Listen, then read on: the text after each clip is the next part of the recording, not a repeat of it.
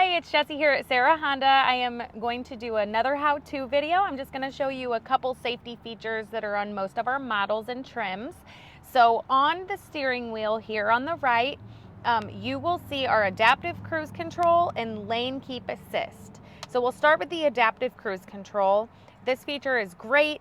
If you use your cruise control, it actually help slow down your car. If somebody gets in front of you going slower than you are, your car will slow down, and when they move, it will speed back up. This particular model can even go all the way to a stop, and then you can press the button to resume.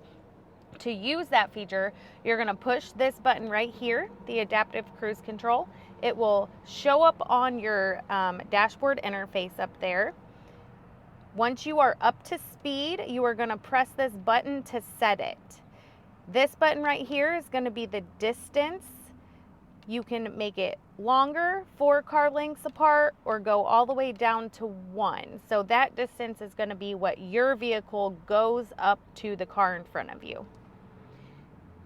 If you want to cancel that, you just hit cancel or just hit your brake like you would on a normal cruise control. The lane keep assist here is going to keep you in the lanes. So if you are going at least 45 miles per hour or faster and you press that and it is on, there's an icon on your dashboard interface as well.